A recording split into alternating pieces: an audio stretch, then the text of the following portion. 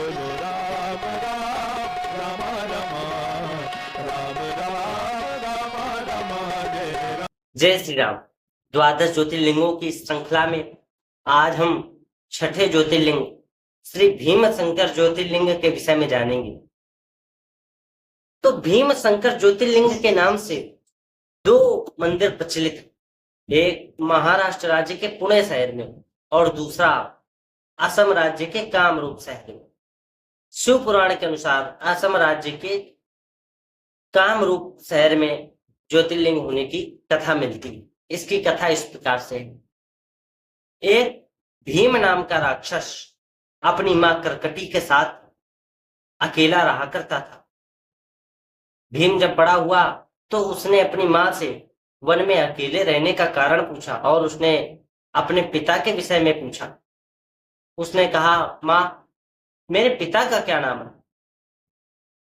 तो उसकी मां ने उसको उत्तर दिया कि बेटा, तेरे पिता का नाम कुंभकर्ण था, जो रावण का भाई था, जिसको राम ने मार दिया। और उसके पहले मेरे पति का नाम विराट था, जिसको भी राम ने मार दिया था। और अकेले रहने के कारण पर उसकी मां ने उसको उत्तर दिया कि इन दोनों का वध होने के पश्चात मैं अपने माता पिता के साथ रहने लगी। उन्होंने एक बार अगस्त ऋषि के एक शिष्य को आहार बनाने का प्रयास किया। ऋषि ने श्राप दे करके उनको भस्म कर दिया, जिससे मैं अकेले रहने लगी।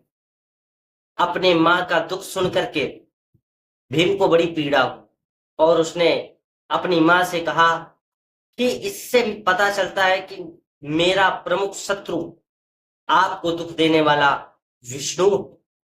अब मैं तपस्या करूंगा और तपस्या करके मैं उस विष्णु को भी परास्त कर दूं। अपने पुत्र की ऐसी वाणी सुन करके उसकी मां बड़ी हर्षित हुई और उसने अपने पुत्र को विजयी होने का आशीर्वाद दे दिया। भीम ने ब्रह्मा जी की कठोर तपस्या की।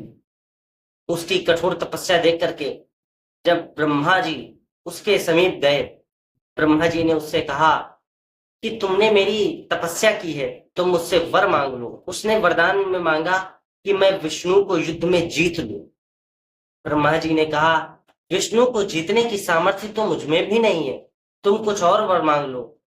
तो भीम ने ब्रह्मा जी से यह वरदान मांगा कि मैं जिससे युद्ध करूं उससे दुगना बल मुझ में होगा और मैं बहुत पराक्रमी बन जाऊं। ब्रह्मा जी ने उसको एवमस्तु का वरदान दे दिया, जिससे वह बड़ा ही बलवान बन गया। और ब्रह्मा जी से वरदान प्राप्त कर वह सबसे पहले देवलोक पर आक्रमण करने पहुंच गया। उसने इंद्र आदि सभी देवताओं को जीत लिया। तत्पश्चात पृथ्वीलोक पर वह कामरूप देश के राजा सुदक्षिण को जीतने के लिए उनके नगर पर आक्रमण उसने कर दिया और कामरूप के राजा सुदक्षिण को उसने बंदी बना लिया और कारागार में डाल दिया।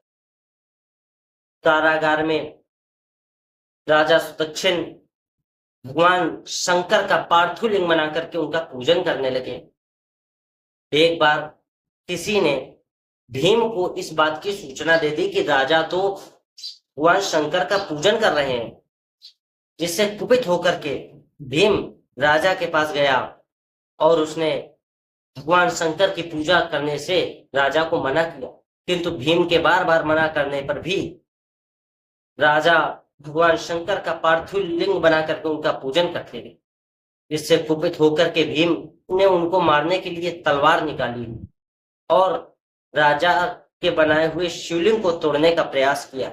जैसे ही उसने भगवान शंकर के उस पार्थिव लिंग को तोड़ने का प्रयास किया, उस पार्थिव लिंग से साक्षात भगवान शंकर प्रकट हो गए और उन्होंने अपने पिनाक धनुष से भीम की तलवार के दो टुकड़े कर दिए और अपनी हुंकार मात्र से भीम को भी समाप्त कर दिया, जिससे सभी देवगण और राजा सुदक्षिण बड़े प्रसन्न हुए।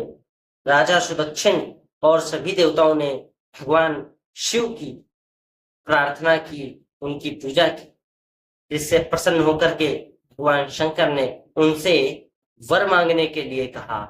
तो राजा सुदक्षिण और देवताओं ने भगवान शंकर से यह वर मांगा कि हे भोलेनाथ, जिस प्रकार से आपने हमारा कष्ट हरा है, इसी प्रकार से आप इसी स्थान पर विराजमान होकर के अपने भक्तों का कष्ट हरते रहिए।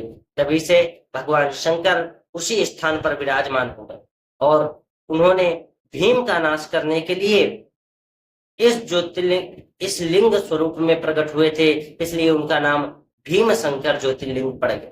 जय श्री राम। हर हर महादेव।